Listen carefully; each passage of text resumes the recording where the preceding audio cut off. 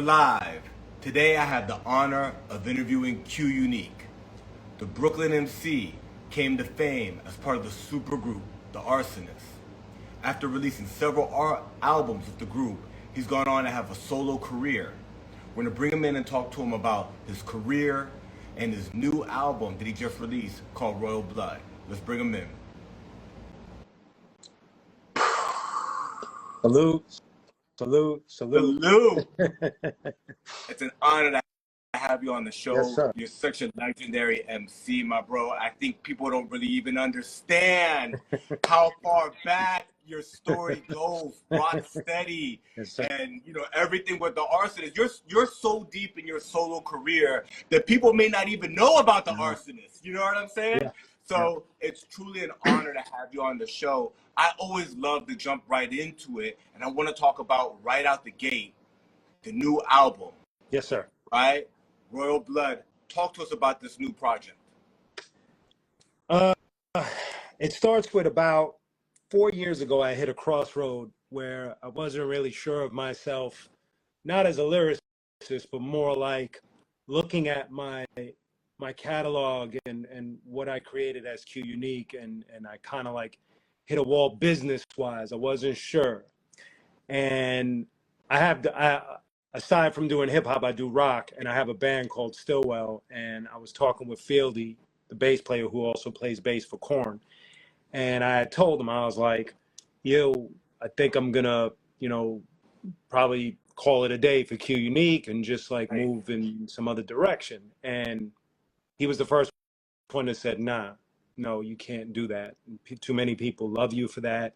That's just too important to close the door on." Yeah. And so he was like, whatever you can do to figure out what is bothering you.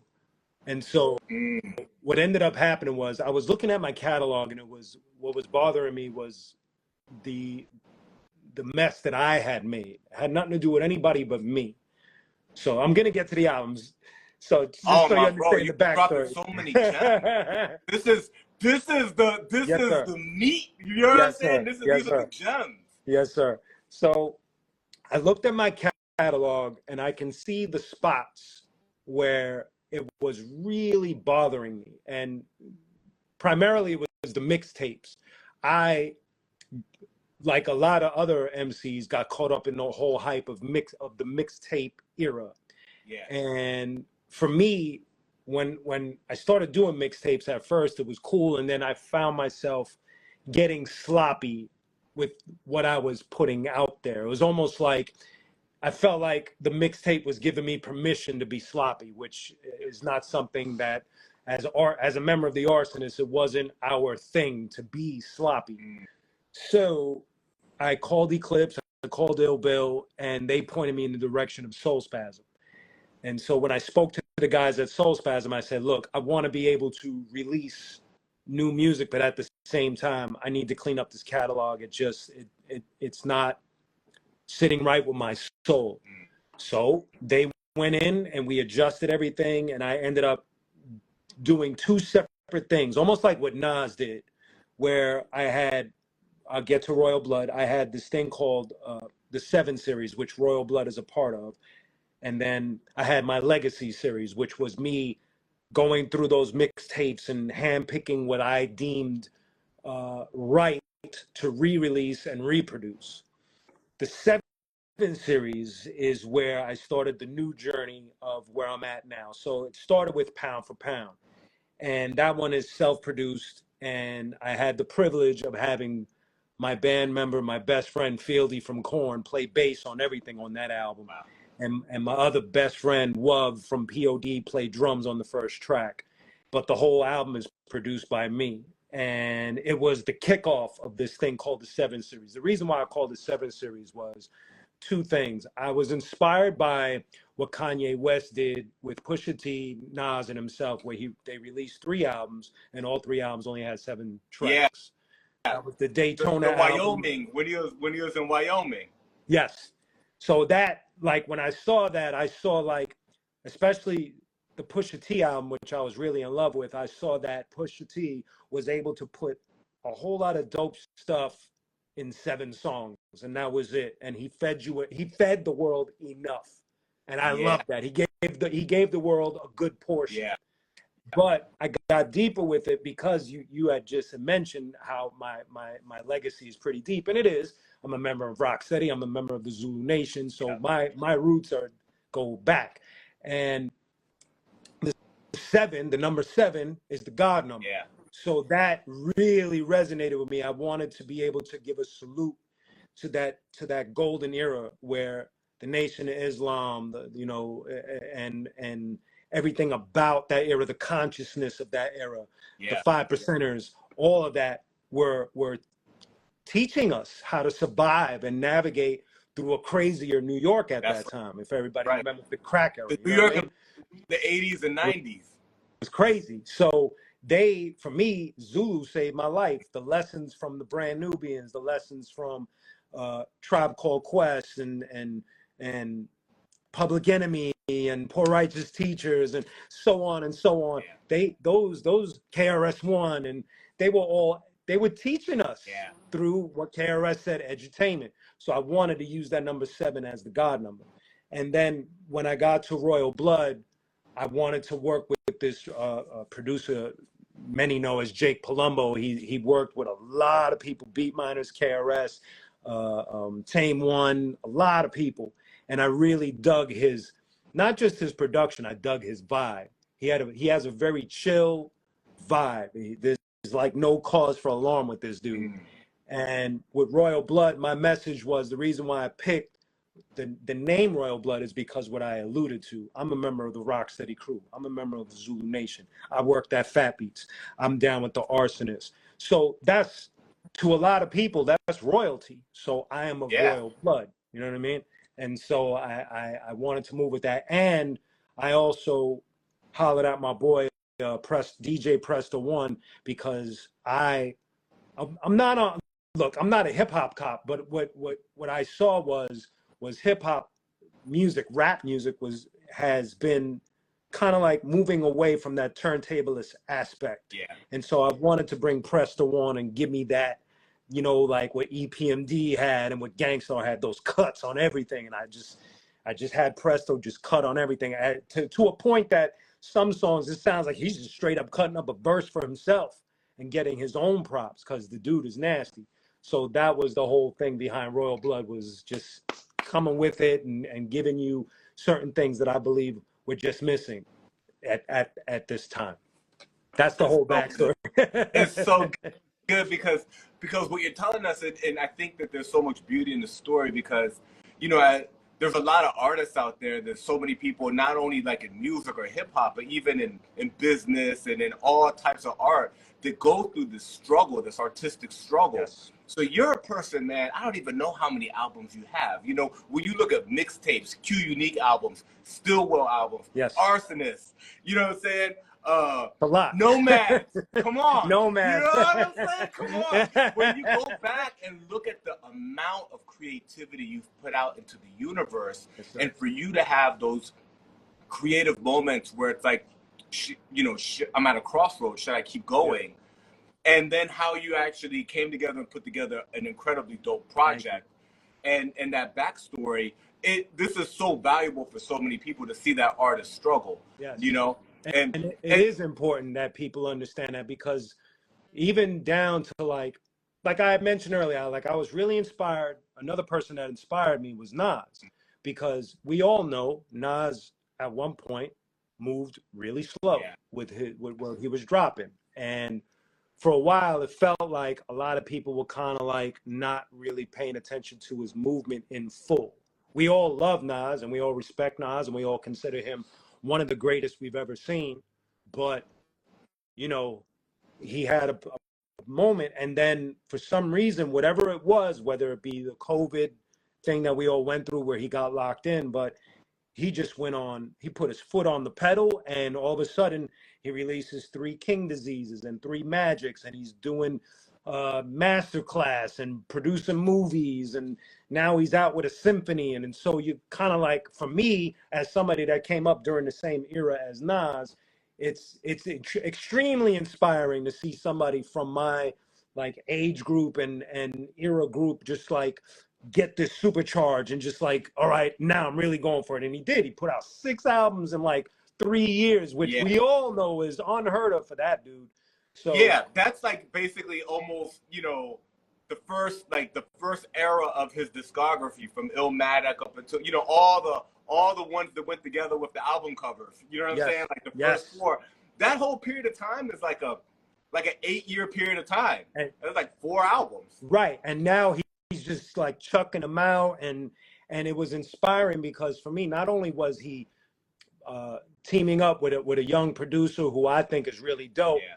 but when I listen to those albums, and I still do, I'm hyped because he sounds like he found his battery, or he got a new battery, because lyrically he came with, there's certain songs on all 6 of those releases that I'm like, woo, came with it, man. He didn't just dial it in, he came with it. Yeah. And it inspired me to sit back and make sure that from moving forward, from Pound for Pound to Royal Blood, that moving forward, I there's not going to be any more half-assing it. Like I said about the mixtape era and how I got caught up half-assing after a while, and it really disgusted me. And so now I'm in this place where it's like everything's really thought out, and not overthought, but just thought out in a way where I'm sensitive to how my soul is connecting to what I'm giving y'all. Yeah. Instead of just saying, here, listen to this. It's more like, let me think about what I want to tell you. Yeah.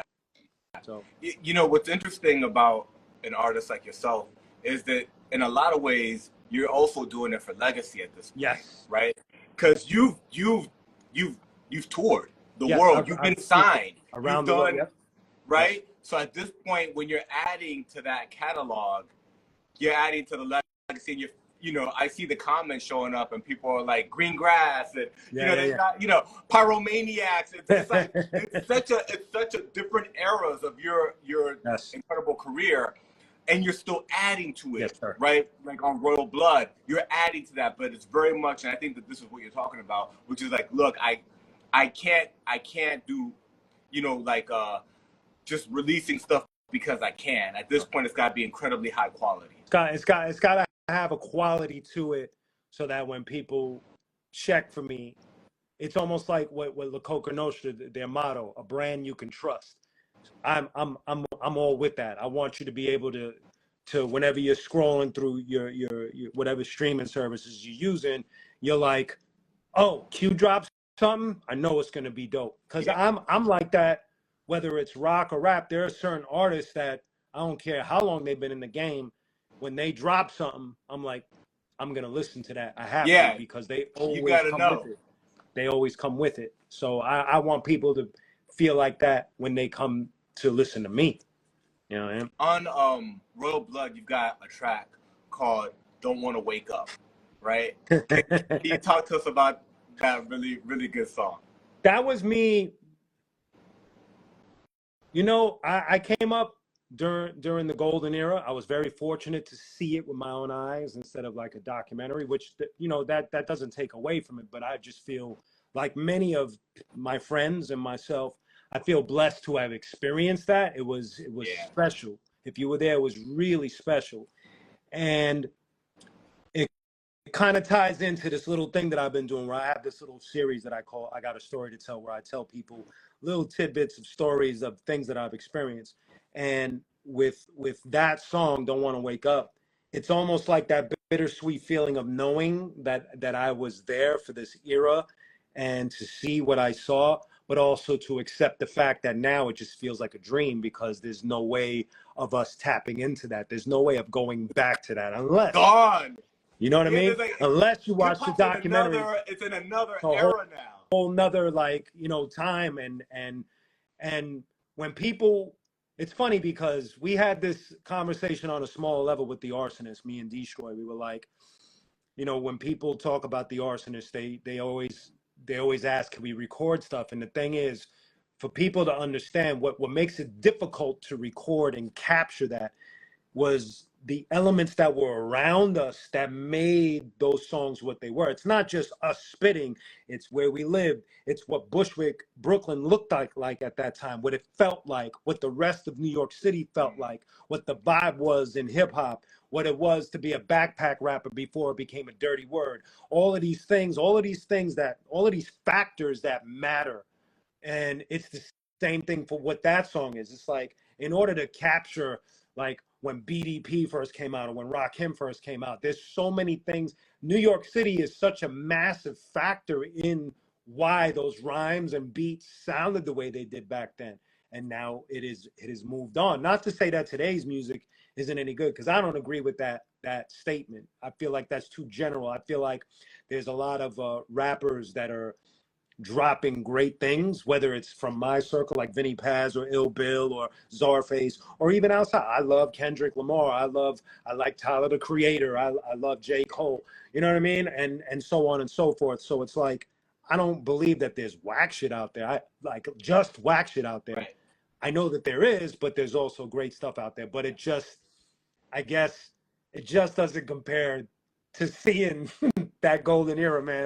It was special, man, for me. For me, that's why I did that song. And it's in 2 chapters, because the first verse covers that the height of the crack era, right? So I'm talking about Ultramagnetics and Antoinette and all of these names, TJ Swan. And then when you get to the second verse, it's like chapter 2. So now I'm talking about Fushnikins and Sadat X and what came after that. You know what I mean? Because that was special too. The early 90s was amazing. Oh my God. So, you know, I was just trying to cover those 2 chapters in the hip hop discussion. That's good, man. Thank you. There's another song on there that's a more personal song. Yes. On this project. That's a 133rd song. Yes. Beautiful song. Thank you. Song. Can you talk to us about that song? Yes, sir. My younger brother James passed away, and I was when something like that happens, it's it takes away, and it leaves an empty spot, and you can never. There's nothing you could do to fill it. You could sometimes have days where you just take it and you put it in the back of your head and you move forward, and you have these special. You have regular days and enjoy your life. But when you lose somebody like that, like he and I were very close in age and we grew up very tight and close, it's shocking. And I've talked about him in various moments of my career on song. Prior to this song that you're talking about, 133rd Psalm, I did a whole song for him with Stillwell called Could Have Sworn, which was more like, it was a moment where when somebody that young and close to you passes away, it doesn't feel real. It feels like a hoax. Yeah. And so when I'd be walking through Brooklyn, I would take double takes because I thought I'd see him in somebody else's face. So it'd be trippy. So that's what Could Have Sworn was about. And then when I got to this 133rd Psalm, it was more like coming to terms with what it is, because we all got to go through it, and just doing a review in my mind of how he and I were kind of wired. We were kind of like, a lot of the times when you have a sibling like that so close, there are a lot of opposites that you could see. And so I could see as I was writing it, Blood Brothers, Fort Zodiac, We Love Summer, Thor and Loki, one's chaos, one's thunder, and so the first verse I'm doing like how we were together, but we had these direct opposites about us. And I'm comparing it to like characters in comic books and movies and things of that nature in life. And then when I get to the second verse, it's more talking about our experiences growing up and our closeness and how we would walk arm over arm down Brooklyn streets, because we were little kids just in the street and we was that close. We just walk like that, down the street like nothing, because we were brothers. And so I noticed that for me, for the people that listen to my music, I could do all of that, hot bars and all of that, but I think since Vengeance Is Mine up until now, what resonates with my listeners the most is when I write songs like that, when I do 133rd Psalm or The Setup or I could go on and on. There's so many songs through my career that I've done like that, where I'm like giving you guys my heart on a platter. Here it goes. And what ends up happening is a lot of the people that listen will DM me now, and they'll give me like a bunch of paragraphs on how much the song has helped them through their processing of their loss. And so it makes me always return to those emotional moments in life and want to write something and be like a speaker for the people that listen to my music, because it means a lot to me. You know, when you write something and have somebody that you've never seen in your life say, yo, that song saved me, or that song got me through some rough times, it's like at that point you're not even thinking about numbers or money or likes or shares. You're just thinking to yourself, that's a soulful, that like the connection there, that's soul connection right there. Like that, you can't, there's no numbers on the planet, there's nothing that could trump that, you know what I mean? Like there's nothing that could take away from that vibe. That's like the ultimate like euphoric feeling of just knowing that you're speaking for somebody else's pain is like, it's powerful, man. Yeah. I've gotten some crazy emotional DMs about my songs, and so obviously it has to be real, like 133rd Psalm. I don't want to just make shit up just to get that. 133rd Psalm, the setup, Father's Day, all of those songs are real. Those are real moments, and it's beautiful to be able to connect to a listener and help them through the process, as it is helping me through the process as well. So I'm sure there's an aspect of it that's therapeutic. Right? Yes, big time, because if I didn't have lyricism to get a lot of these vibes and feelings out, you know, growing up during the era that I did and knowing some of the mistakes and things that I've done in the street, I don't know if I'd be here talking to you right now. I don't know. I was just talking to someone yesterday, and I said, if there weren't certain changes made, I'd probably be in Rikers, dead at Rikers, or dead in the street, because people don't understand that's what New York was. And I was in the middle of that, like every other kid, like trying to make sense of what it was that I was seeing. And thank God for Zulu. Thank God for Crazy Legs and Rocksteady pulling me out of that and being like, this is where you go, you know? So that's good, man.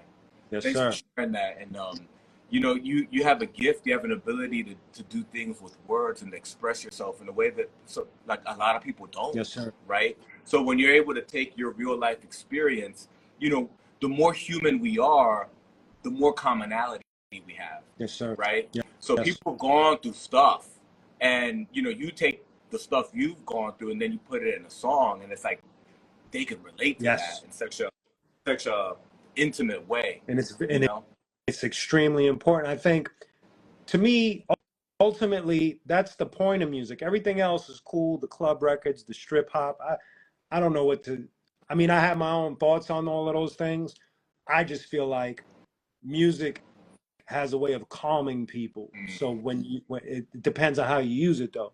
You know what I mean? So it's like some music has made me want to rob and punch dudes in the face, but there are those certain albums or songs that just calm you and make you think, or just hit you in the heart, or help you to cry and get that out of your system.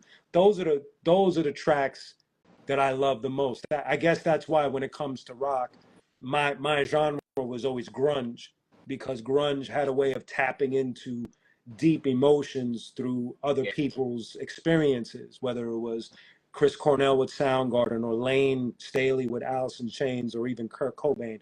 The things that they were saying and sharing was so deep and hardcore that I just gravitated to it, and I loved it. I resonated with it easier than obviously I love other rock, but that connected with me because it was more soulful and real, revealing, you know? Yeah. You know, what's interesting is that you go through, you know, the mixtape era, then like MySpace and early social media, and you get up to like, you know, platforms change, and I'm like, oh, Q Unique, boom, let me follow the dude, the legend, right? But then it's like I start following you, and I'm like, oh, that's interesting. He's doing live music now. He's working with live musicians. Oh, he's doing rock music. That could be really dope too, because it's pretty well established now where other bands in the past have kind of fused a little bit of like, Yes. rock rap, and I'm like, Mhm. this dude's such a dope MC that I'd go watch them for sure. I'm having this whole inner dialogue, right? But Stillwell is like that's like a whole other movement that you Yes, got sir. going on.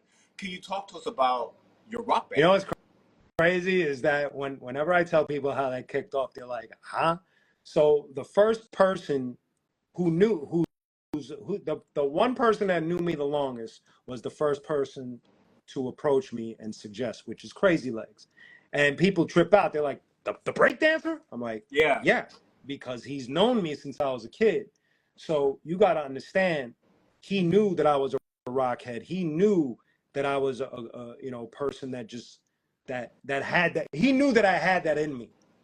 And so one day he calls me and he's like, yo, man, why don't you just start a rock band? And this was during MySpace. And I was scared just by his suggestion. I was scared because although there might have been something in me that wanted to do it, I just didn't understand the wiring of it because I had been doing hip hop for so long. Yeah. So my retaliation to him was like, well, I don't even know where to begin. It's not like I know anyone that's like getting down like that. And he was like, go on MySpace, put out an ad, watch what happens. So I follow his advice, and boom, I get hit with different bands from New York, different or up in Boston and different places, and they're like, yo, I'm down, this, that. And so I found this one band, they were called Unsound from Long Island. And what was crazy was they had a rapper in their band, and I thought homie was nice. Like I thought Yeah. he had a dope voice, but for some reason, I don't know what he was dealing with, but he was like, yeah, I went to meet them in Long Island, and he was there, and it felt awkward at first because I was like, they already have like You're like, you're showing yeah, up. you already got a dude like, on the mic. This feels weird. And he was like, nah, we know who you are, or he knew who I was, and he was hyped just for the band to be a part of it. So I started working with them initially. And what we did was they started learning Q Unique songs and then putting their touch on it as in a rock way. And I was able to get on the band's Warped Tour with this band. And looking at the reaction of the crowd when they would pass by, it blew my mind. And then an act of God happens. I go through that. I start doing demos with them, and then I get a call from the president of Tribal Gear, which is a clothing company based in San Diego, but they're worldwide. His name is Bobby Ruiz, and he's like, "Yo, Q, how would you feel doing a song with Fieldy from Korn?" And what's funny is when he asked me, like, I knew who they were, but I was so like deep in hip hop, like I wasn't really like I knew who they were. Everybody, you couldn't help but know who they were. Right. It's just that I wasn't paying attention. I was like looking at Wu-Tang and everything that was around me on this side. So when he asked me, I was like, okay, sure. Like that was my response. I was like, cool, fine. And so I bought myself a plane ticket. I fly out there. I meet homie we pull up in front of his house. I never, everybody says that they seen him on MTV Cribs. I never seen the episode. So when I pull up to the house that's on, so when I pull up to this, you don't even know. I don't even know. So we pull up to this castle, and I'm looking at his house, and I look at Bobby. I'm like, how much money do these motherfuckers make? So he comes out looking like Fieldy, and the first thing out of his mouth, he's like, "Hey, what's up, dude? Hey, you want to go to Del Taco?" And I'm like, "What's that?" And right, because that's a West Coast thing. Right. So we pull up, and it's a fast food like taco spot. I'm looking at him like I thought he was on some rock star shit, but he wasn't. He was real cool. And the same day that we went to the studio, which was that day, we created our first song together. So the chemistry was just instant. Like it just happened. I played MPC. I did some keyboard stuff. He played bass. He played guitar. And we did our first song, which is Killing Myself to Live. There's a video for it. The video is crazy because I had to film my verses in one take because it was during the encore performance for Korn on the Family Values tour. So I was going to rap behind them while they were giving an encore. And it was like crazy surreal for me. I was like, there's thousands of people and there's confetti falling, and I'm doing my verses like behind Jonathan Davis and Monkey and Fieldy and there's David at the time. Ray wasn't in the band yet, and I'm spitting all of these verses, and it was like a Q Unique meets Fieldy type of song. It wasn't technically like what Stillwell had become, but it was the first time we got to build on something, and we were both excited about it, and it worked, and the video's dope, and the song is really cool. And then from there, once we did all of that, he was so cool that he turned to me and was like, yo, what's your schedule like? And I had just finished wrapping up the whole Vengeance Is Mine run. I went all over the world with that, and I was like, I'm actually in the clear for now. He's like, yo, you want to roll with me on tour with Korn, and we'll write some more songs? I was like, all right, let's do it. And it ended up being an 18-year process of me hanging with them, me acclimating to this new world of bands and rock and all of these different people, all new circles of friends. And it was just like, it was funny because the way I explain it to certain people is like, sometimes you could be on your journey, right? Yeah. And you think you know. You think your pride and everything, your brain, you think I'm just going this way. This is what it is. I say it's this way. And then God goes, nope, you're going this way. And it's like, what? And that's how it was. It was like the Arsonists had come to an end. I did some Q Unique stuff. And then all of a sudden God's like, all right, now you're going to go and learn something new. Wow. And it was nuts. We ended up putting out 4 albums, an EP. I helped him. I co-wrote his solo bass album with him. We've toured, like I said, 17, 18 years together. I Stillwell opened up for Korn on an arena tour. We went to Europe with Korn. Then with my other bands, I opened up for Jonathan Davis. You know, like the whole experience, and it's still happening. Yeah. The whole experience just, it doesn't make sense, but I'm having the time of my life. And just to tell you how much it doesn't make sense, I remember I was already a few years in touring, and when they would perform, being on tour with them, I seen hundreds, if not maybe about 1,000 Korn shows in my lifetime. And I remember one time I was sitting on the side of the stage just watching them go through their set, and Fieldy comes running to me during the middle of the set. They're still playing, and he looks me dead in the face and he goes, "Isn't it a trip that you're here right now with us?" And then he leaves, and I was like, "Yeah, it's a trip, man." So it's been a learning process as well, because obviously what people didn't take into account is like, when you're doing something pretty much your whole life, which is spitting and lyrics, and all of a sudden you have to learn the dynamics of songwriting in a different genre, a different planet, there's a lot to process. It's almost like when I started rapping, I didn't know exactly what I was doing. I had to look at Rakim and KRS and Kane and them and be like, how do they do that? It's like nobody was on my side teaching me like, this is this, and these are metaphors, and these are similes, and this is how you do all of these lines and inner rhymes and all of these things. Nobody was teaching me that. I just looked and tried to mimic what it was that I was seeing. So it was like all of a sudden I was doing that again. Wow. So now I'm looking at the rock dudes and trying to mimic what I was seeing and trying to understand. So I think that the first album, although it was a lot of fun, it was also rough because I didn't really know what I was doing.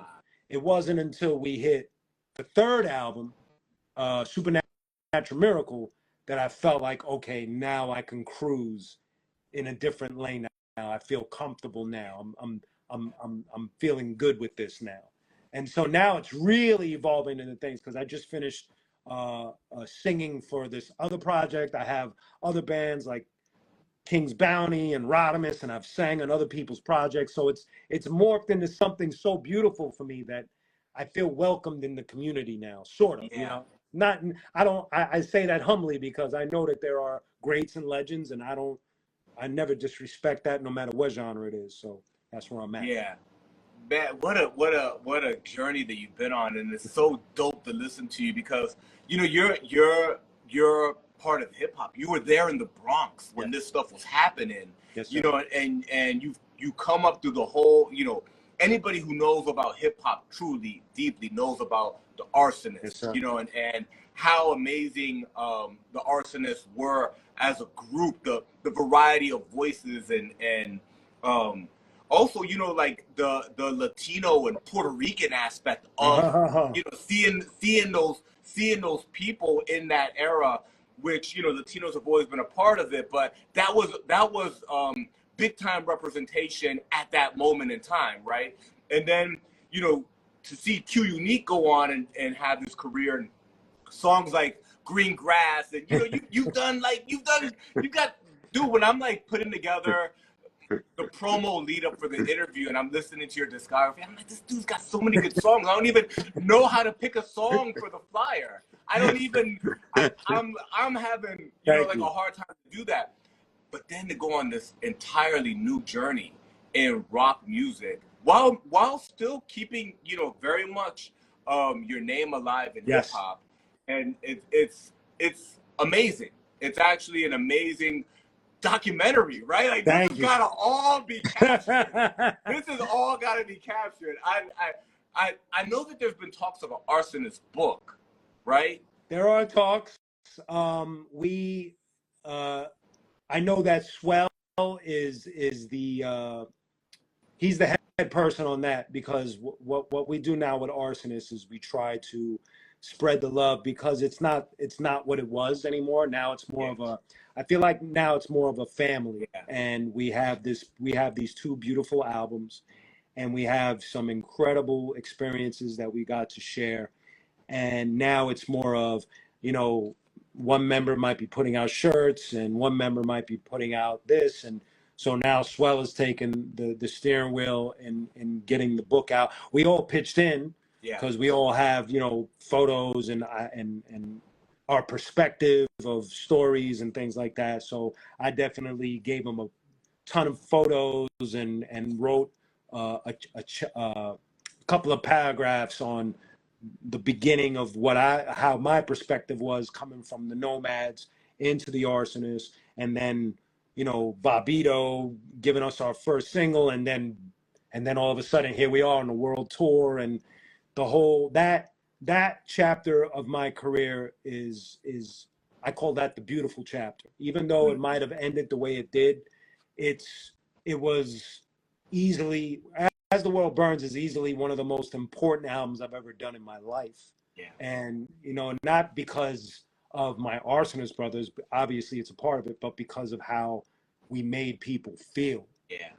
It's like that album made people feel a certain way, and you can't erase that. Like, I remember one of the highlights was one time the Source magazine in their editorial, even though certain names didn't age well, they were talking about how hip hop has this divide, and it was, for us, we were tripping. They used our name as part of the divide. They said on one side you have the Arsonists, and then on the other side you have Diddy, and I was like, that's crazy that's how they see that. Like, they took us and made us polar opposite of that guy who, regardless of where he's at today, which is a total shit show, but we all know that when he came up in the game, he tried to put a shiny suit on it, and he turned it into something else.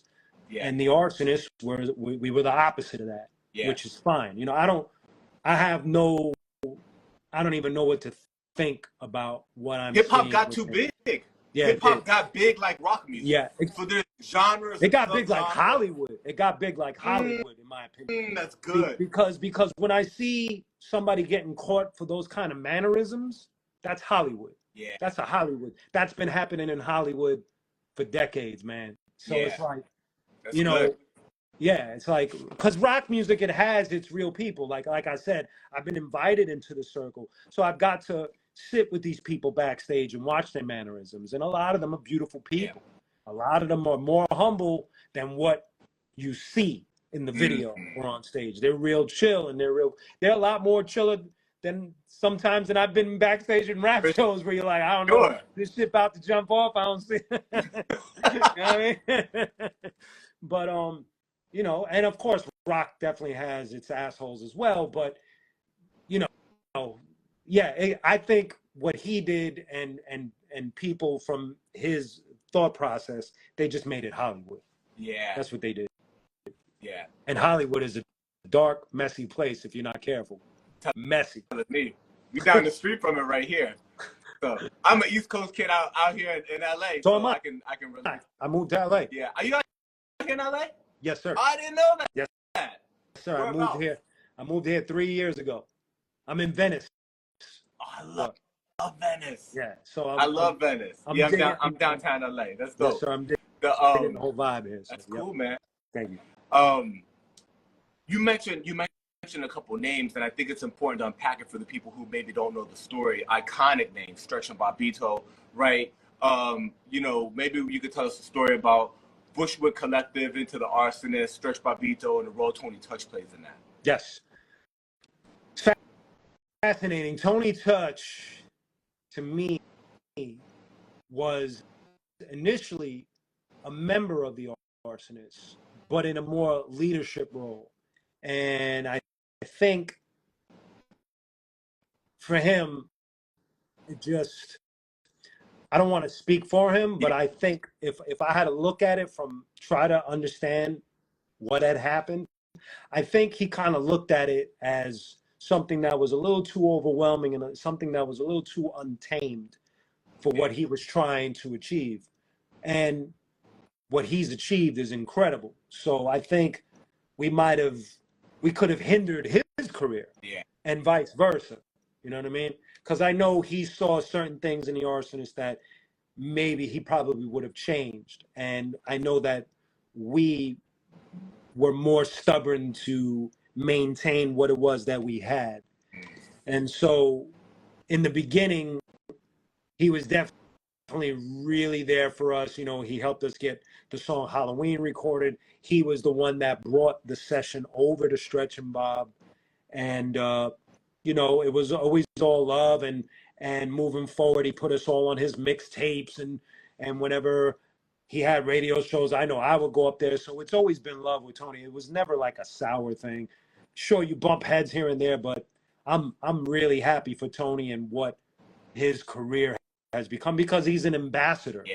And I feel like he's always stayed true to himself, whether he was doing hip hop or reggaeton or house music. He always stood true to what it was that he loved. Yeah. And he's always, and for me, speaking for myself, he's always invited me to his releases. So I've been on Peacemaker, I've been on reggaeton albums. So for me, it's always been all love. But yeah, you got some serious freestyles on the Peacemaker album. Like, yeah. Yes. So if it wasn't for him, see, I've always known Bob because of the Nomads, but I never thought, first of all, I didn't even know what Bob was doing behind the scenes. We were always cool, but I didn't know about his label like that. And so when Tony went up on their show and he bought the session to play, none of us expected that it was going to become the most requested song of the year. None of us. That is a miracle for a crusty demo tape to be played, and then all of a sudden people are calling in, play it again, play it again, play it again. It's like, what? That's right. Crazy. What year is this? This is 1994 into 5. So it's like we're all kids, we're tripping, and then all of a sudden, because Bob knew me, he calls me and he's like, hey, yo, Q, you know the session is doing well. And at first he was like, I'm going to give it one of my Butter Awards in this magazine. And I wanted to know, what are you guys going to do with this song? And I was like, I don't know. I think we're going to try to save some money, maybe press it and, do the rounds, go to some record stores, see if we can get some consignment deals going or whatever. And he was like, And he goes, you know what? Why don't y'all save your money? Let me put it out on my label. And it was like, think about it. Stretch and Bobito was going to put out our shit.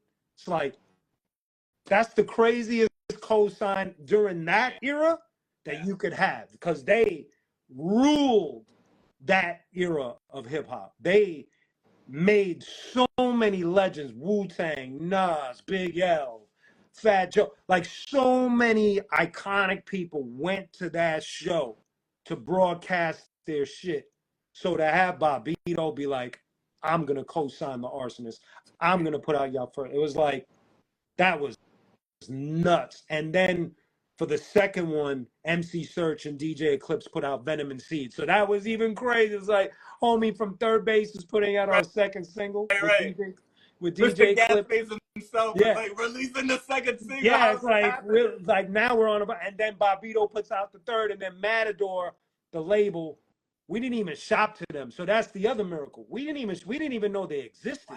All the doors opened up for you. Yeah, so all of these opportunities based on organic music and organic grind. And what I mean by organic grind, we made our own little stickers and flyers, and we went if you lived in New York City during that time and got on the train, chances are you saw one of the Arsonist stickers or flyers jammed in the train map or on one of the overhead advertisements. We were going all over the city, just putting our logo up here. And then Crazy Legs comes on and he's like, yo, I'm going to put y'all on to the Rocksteady anniversary. And that shit puts everybody on notice. They're like, who is that? And we come back every year and we just got stronger. Every year we hit that stage. And then all of a sudden we're going to Europe and we're going all over the United States. And it was just that whole, and you got to understand, the first time we got booked for Europe was because we only had 2 songs. Try to understand that. So what did you do? Like, did you like how long of a set did you perform? Did you like create just songs? We had to start performing the demos that we never released in order to fill out the gap of time. So we obviously put our work in as far as getting people to really know who we were. It's sort of like what rock bands do. A lot of people are not privy to this, but rock bands will go on stage with a set list of songs that you never heard before and play them and get your attention with it. Rappers, we kind of like, we kind of do that sometimes, not as much. We definitely want to hit you more with shit that you know. Yeah. But that's how we did it. We were able to piece together songs that we had in the stash with these Halloween in session that the world seemed to know at the time. And it worked beautifully for us. It was not the first time we got booked to go to Europe, and Bob had a hand in that too. We did the biggest festival in Scandinavia called Roskilde. You're talking 100,000 people. It was like on our stage there was like 10 to 15,000 people watching. Yo, look at the set. It was us, Company Flow, Nonfiction, J Live, High and Mighty, I think Pharaoh Monch. It was nuts. That was the set. Like, it was nuts. And we were a part of that. And it was amazing. It was just, to be a part of all of that was its own. And that's another era, because to me, that's the era that kind of like almost gets glossed over, because sure, you do have Gangstar, Wu-Tang, Nas, J. Rue, Mobb Deep, but you also have Company Flow, Nonfiction, Arsonists, Juggernauts, Natural Elements, Dilated Peoples, Defari, and there's like a million more that I could go on. So there was like this subgenre that we were a part of, and it was beautiful, and it was moving, because every time we did a show with any of those names, Cage, Megahertz, Science is a Life, MF Doom, whenever we did shows with any of these people, room be packed. It'd be packed. Was never light, especially in New York or Cali, be packed. People were coming to see all of these people.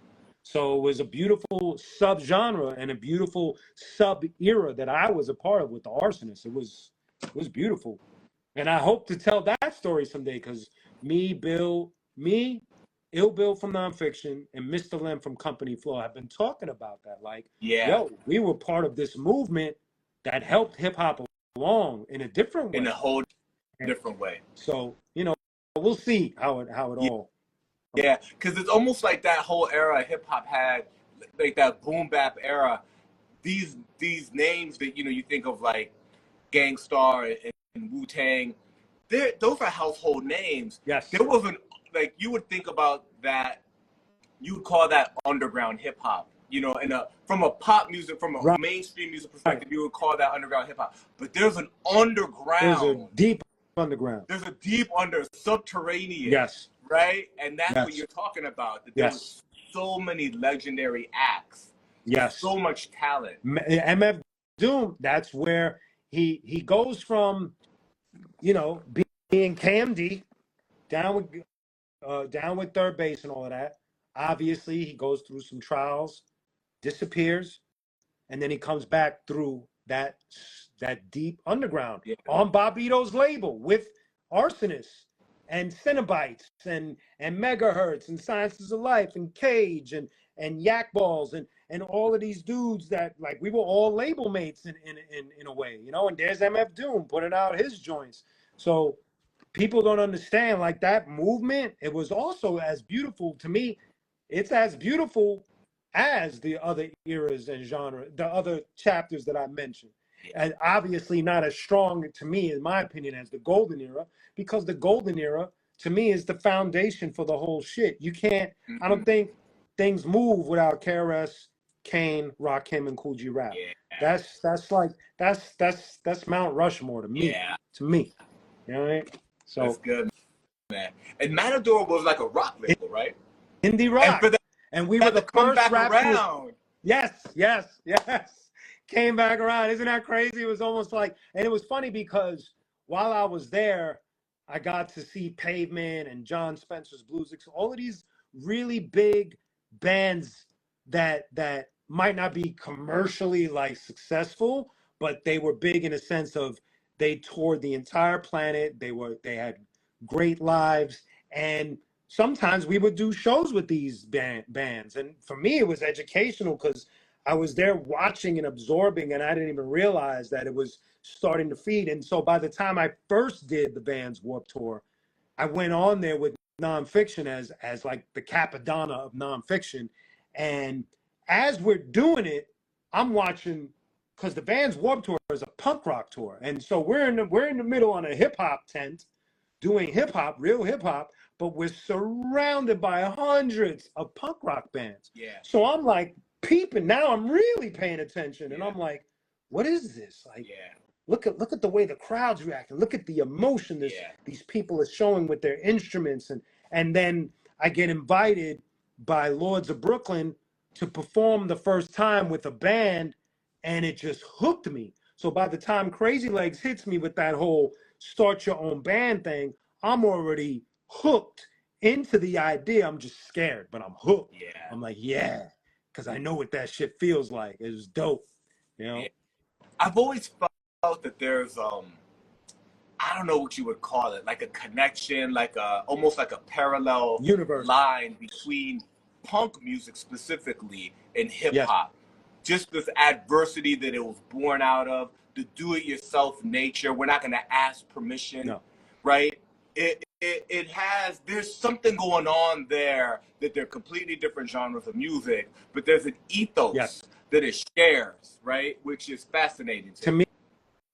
Where it made the most sense for me, everybody will see it differently, is when I was able to connect with people from the New York hardcore scene, which is, they say it has elements of punk, and it does, but it also has a hip hop mentality to it. So when you listen to some bands like Madball or Sick of It All or Agnostic Front or the Cro-Mags or Crown of Thorns, these guys have a hip hop vibe to them. And also because I've been in their movement as far as going to a show and watching the crowd, because sometimes as an artist, you don't just pay attention to the artist, you pay attention to the crowd and see how they react, because that's the real gauge.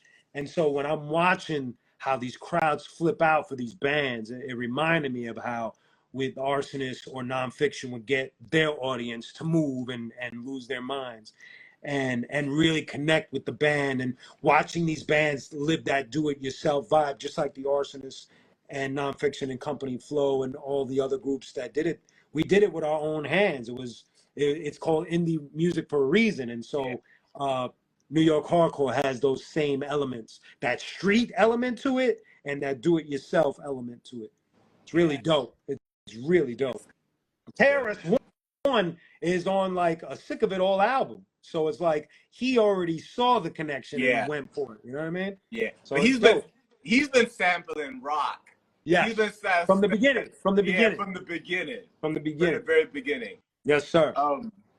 I want to make sure that we capture all of your musicality, and you know, we talked about Stillwell, but you also mentioned two other bands, right? Rodimus and King's Bounty. Yeah. Can you talk to us? You know, let's get the whole picture of your, you know, what you're doing with those other bands. You know what's crazy? So with rap, I've been able to do different subgenres of rap. So this being the most comical one. Crazy Legs, when he first started to try to help my career, he got me my first 2 record deals. One of them was to Celluloid Records, but the label folded, so it didn't happen. And then the other one was writing for CNC Music Factory. Yeah. So in hindsight, that's me doing pop dance rap, right? Yeah. So I experienced that. Wasn't my favorite, but I did it. Then I did the underground thing, obviously. Yeah. Then because of Tony Touch, I did reggaeton or more of like a hybrid of it. And then I've done some rap rock. And so I've been able to do different things with rap. I just didn't do boom bap. I've been able to experience different things. And so with rock, that's also what's beginning to happen. So Stillwell is more alternative rock. So it's more of a throwback to those bands that inspired me, like Soundgarden and Alice in Chains and Pearl Jam and Nirvana and the Screaming Trees. And with the other bands like Rodimus is more metal. So that'd be more like Gojira or Mastodon or the heavier bands that I love that make that kind of Parkway Drive and bands of that nature that get a little more aggressive, a little more punch in your face type music. And then King's Bounty to me is a heavy alternative. So it's like so there's Stillwell and there's Rodimus, and King's Bounty's in the middle of a careful balance of both. Because it's heavy, but it's also very alternative.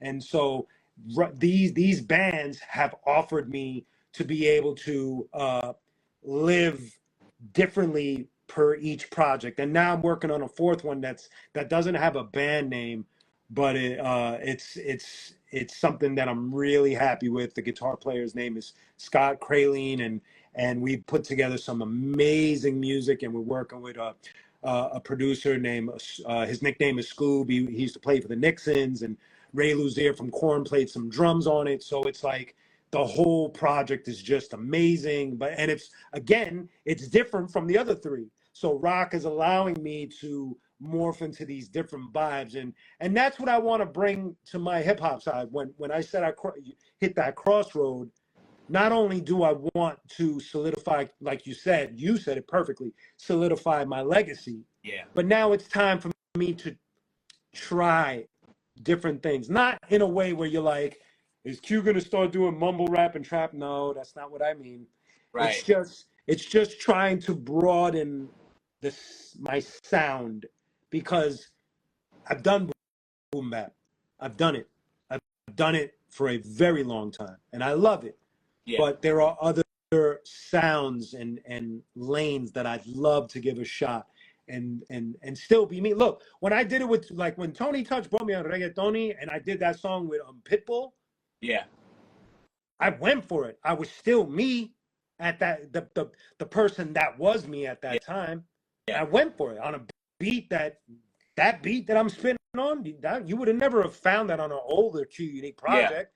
It was Tony that provided me with a fresh new take. Yeah. So that's, I want to get back into that headspace of experimenting, but not in a place where it sounds like I'm trying, experimenting that I'm making a connection to a different sound. And that's what my rock projects have allowed me to do, is come to different subgenres and try and actually fall in love with this different angle. So that's how it breaks down with all of these rock projects and bands. Dope, man. The working with these bands, I imagine that it allows a lot of opportunities to perform live. I mean, you get a band, and that's one of the things that's so interesting about hip hop. Hip hop knocks in the car, it knocks in the studio, Yeah. but on stage, it's hard to replicate unless you've got 15 people on stage. Unless you got a energy, band with you. yeah, the energy of live drums, a live bass player, two guitarists, like the energy that the live instrumentation creates is difficult to replicate with beats, right? Yeah. And I'm a hip hop head. I'm not knocking hip hop in any way, No. but being a part of so many different bands, I imagine that gives a lot of opportunities for more like live performance and tours and planning, that type of stuff. Has that moved you away from studio work, like and kind of doing that? No, studio work is always going to be my thing. I love being in the studio. I love creating. It's who I am. I love writing. I think to go off what you said, I don't know if I'm correct, but from my perspective, I find that the rock community seems to be a little more welcoming to not just me, but to just getting bands on stage to do their thing. Yeah. And I find it a little challenging. You'd be surprised, but me as Q Unique, to get on stage. The last time I was on stage was with Vinnie Paz in LA and then in Orange County. And after that, it's been a bit of a challenge. I can't explain it. It's not as welcoming, in my opinion. And I'm not one that's going to just keep on asking people, put me on stage, put me on. I'm not thirsty like that. But I feel like it'd be fucking cool to get on stage and do some hip hop, because I know what I want to bring to the stage. Because what you just said, that observation of the impact of having a live band versus having a hip hop, there's a massive difference and this and that. And in hindsight, you're right. But if you've ever been to an Arsonist show, just know that the next opportunity that I get to do a Q Unique show, I want to bring something different to the stage, because now I'm tapping into my Arsonist vibe, which was theatrics. Yeah. And I think that if you're not going to have the band, in my opinion, then you got to come with the theatrics. You have to bring something that... KRS was just here. He was at the Whiskey, and I went to go see him. And what was amazing about his set, not just him, he brought B-boys on stage, and they did their thing at the Whiskey. They're breaking on stage, and to his right, there was a dude doing live graffiti, right there on that small ass stage at the Whiskey. So he brought theatrics. He brought more to the eye, more to the soul than just standing there and spitting hot bars, which there's nothing wrong with. But I feel like when somebody like you compares, it's like, man, rock has this dynamic and hip hop is just this, it feels kind of like monotone at times. And I could agree with you at times. We've all been there where we just watch a rapper just stand still. And although he might be saying some incredible shit, it's just not enough. Yeah. It's not enough. So that I want to bring something extra to the stage. Whereas with rock, it definitely get, like I said, with this new project that I'm doing with my friend Scott Kraline, we're already like thinking about like we're gonna have guitar players and this and how we're gonna rock out, and like the thought process is already there. We're excited, and the dynamics of having the drummer and the bass player and the guitar player and me rocking out, that's incredible. Now I want to shift gears, and with Q Unique, I want to like bring some shit that when y'all are watching me, you're like, did he just come out of a time machine? What am I seeing? This show belongs on Vegas. That's what I want my next set to be like. I did the thing with Vinnie, and it was more like I got up, I did what other rappers do. I got up, I spit my shit. Did my best to get the crowd hype and get, some people were looking at me like they saw me for the first time. Some people were like, oh my God, what is Q doing here? This is great.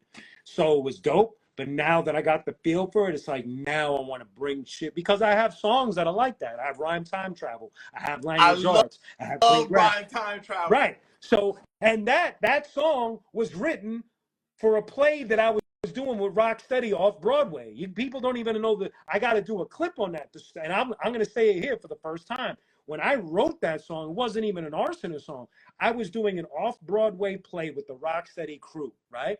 And if you know your hip hop like everybody else, it's very hard to engage a crowd when breakers are doing their thing because they shine. That's right. You're not going to beat that with lyrics. What they're doing is just visually amazing.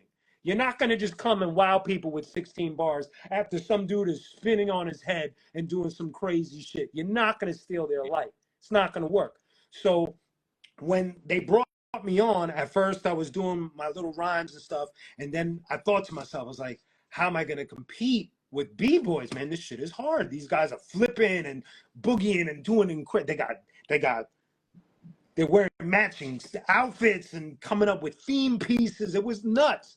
So I was like thinking, and I was looking at what they were doing, and then they inspired me. I was like, I know what I'm going to do. I'm going to go through hip hop's chapters of rap.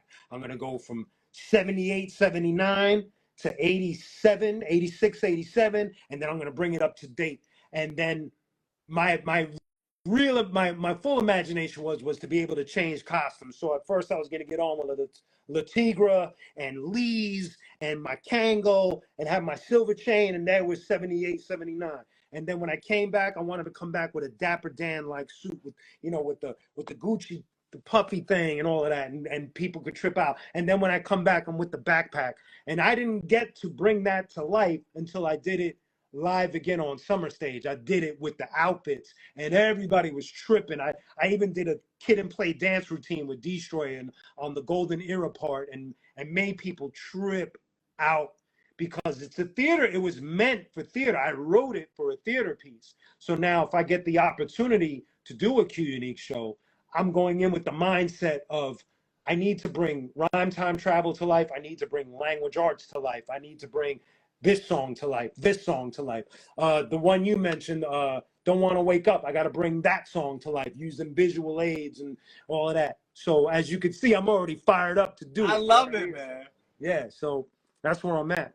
That makes so much sense that Rhyme Time Travel was created as a theatrical visual piece because the sound effects are so dope. Yep. And the voice, I was listening to it, yesterday and today, going through your entire discography, and I was like, this song's always been so good. And I really listened to it, and I was like, there's so much love in this song. There's so much care in every detail because there's acting. There's acting in the segue between the eras. Taking you back from the late 70s to the 80s, and you kill the flow. You do the flow so perfectly. That 70s, like it's to match the genre, it's to match the era, right? Yep. And then the 88 flow, I'm like, yo, he's rapping like Rakim. He's rapping like Rakim. Here's another factor. Remember when I told you Crazy Legs got me my first 2 deals? So the first deal, I was still a kid. It was about 1990. I just started. So that section, that 1988 song on Rhyme Time Travel was going to be that. There was a full song that was going to be the first Q Unique single back in 90. No. It was going to be called, yeah. And then when it didn't happen, I just saved the song. And so when I did the theater piece, I was like, this shit is old.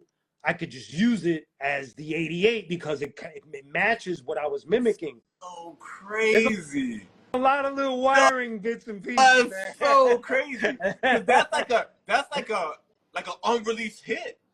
Yes, That was like your first and single. what's crazy is I recorded it in full, and because the label folded, they didn't pay the studio. So the studio held on to the reel. I never seen the reel ever again. Never got a copy of the song. I have nothing of it. All I had was a tape.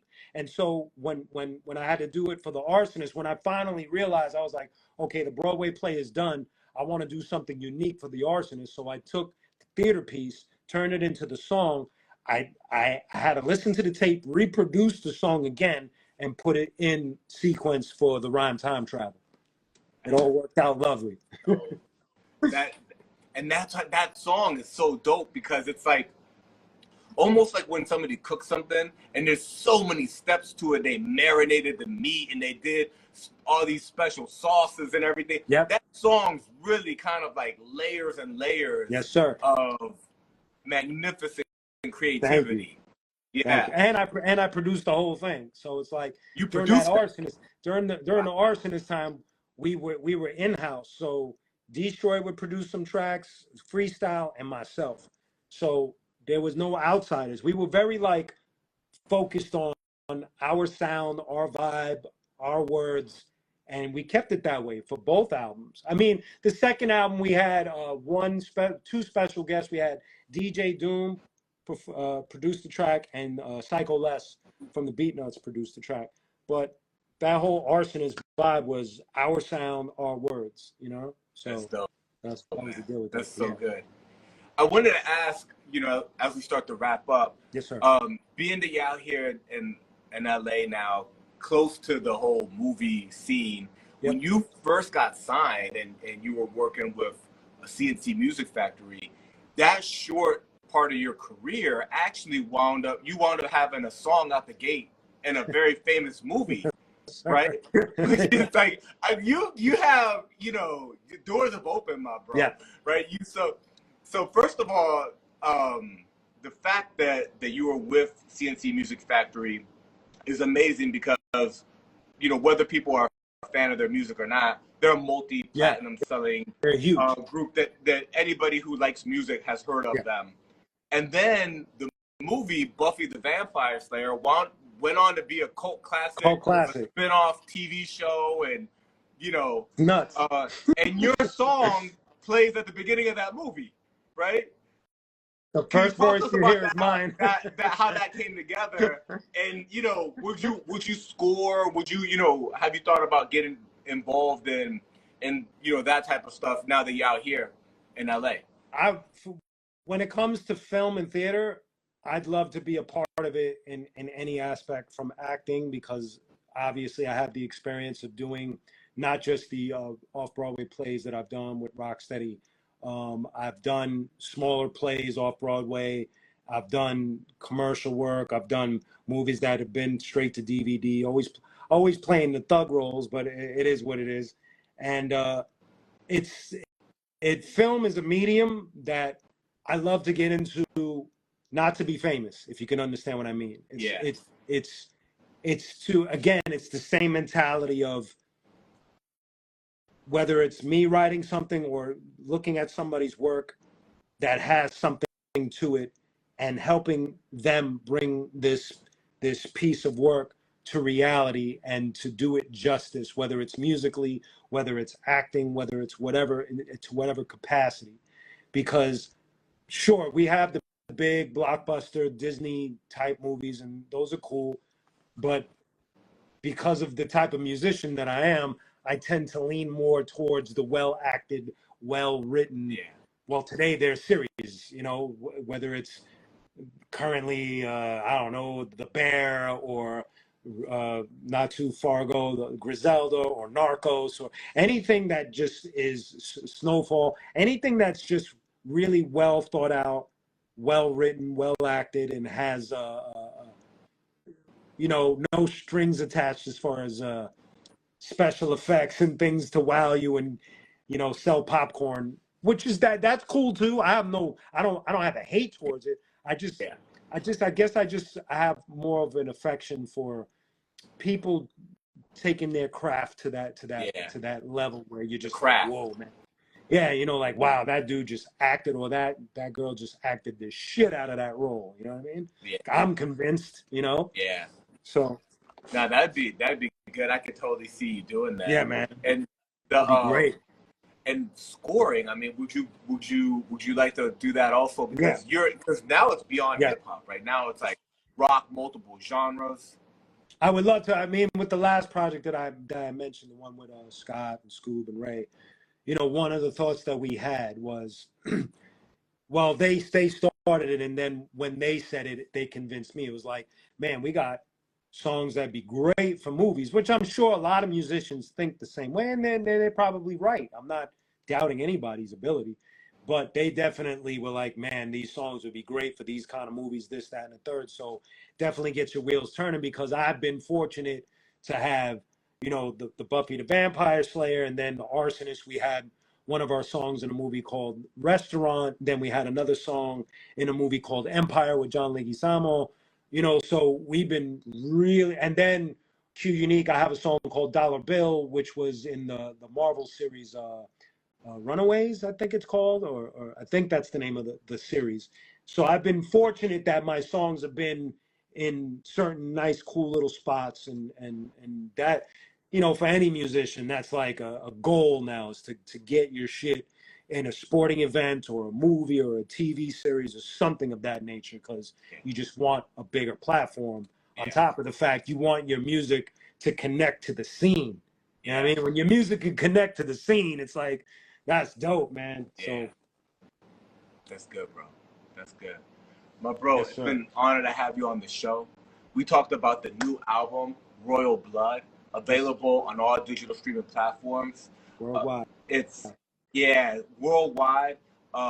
You really like get back to hip hop with Thank you. DJ cutting lyricism and very well crafted and beautifully written songs, many of which you open up and kind of go in on deep subjects and your feelings. It's an awesome project. Thank you. I want to say one thing, because it's been a little bit of a hot topic, and Crazy Legs has been calling me a lot on the topic. I was taught through Zulu Nation that hip hop is a universal thing. There's a lot of questioning on who was there, who was not there. I know for me, if I had to keep it simple, first things first, and I say this respectively, everybody that was there in the beginning, a lot of them were partying hard. When you party hard, it's very hard to remember the details of what, who, what, when, where, why, and how. It is. It's very hard. It's very hard to remember dates and times, who was in the room, who wasn't in the room, especially if you're doing all types of drugs. So that kind of takes care of one area. Also, I try to simplify it. When you look at the first hip hop movie, Wild Style, I just tell people, what do you see? What I see is Puerto Ricans, blacks, and whites all together in that movie. Zephyr, the graffiti artist, is white. Lee, the graffiti artist, is Puerto Rican. Whip a Whip is a Puerto Rican MC. Ruby D was a Puerto Rican MC. Charlie Chase was a Puerto Rican DJ. The Rocksteady Crew is in there. Goes on and on.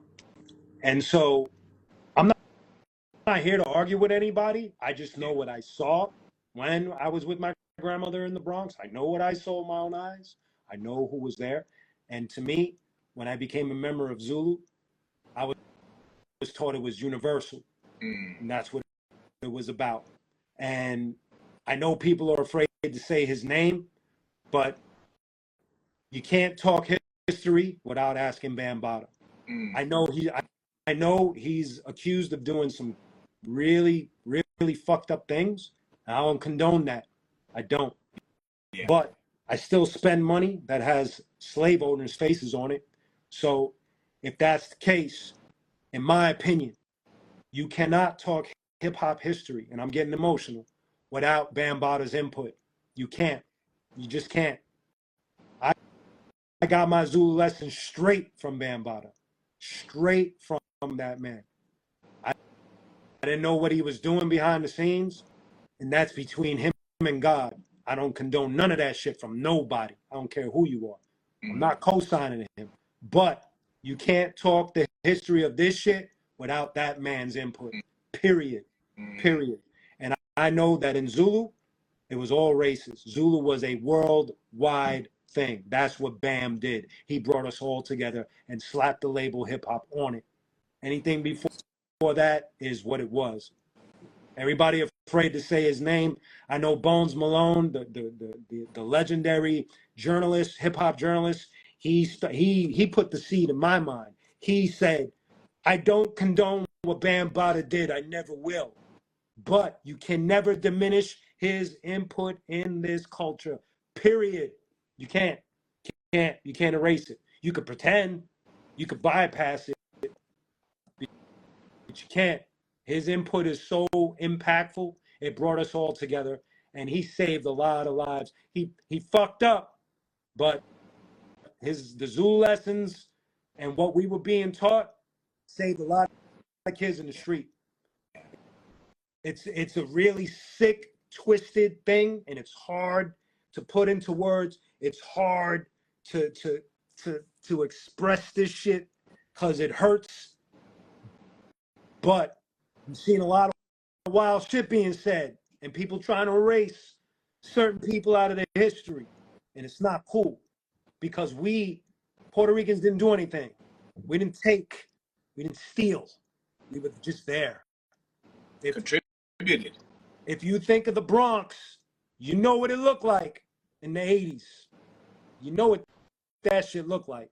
You know what it still looks like. Exactly. So I'm going to end it on that. It's all peace. I got love for everybody. Yeah. There's no beef here. I'm not trying to debate and try to turn it into a TMZ thing. That's all cheesy. But to me, before everybody starts getting wild, once you take that Bambaataa Zulu chapter out, you kind of distorting the history. Period. I appreciate you so much. That's so good. Thank you, legend. Thank you. Hip hop's a bit about unity. Thank you. It is. It always has been. It always has been.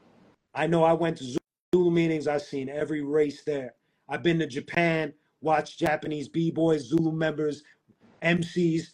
That shit is, and then that's the other part of it. It's like now you're gonna turn it into, like, to me, now you got to start recognizing who is responsible for making that shit worldwide.